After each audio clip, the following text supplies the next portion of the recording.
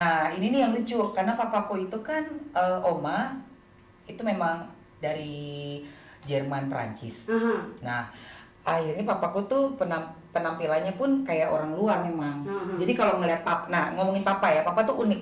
Namanya Waroka Manado.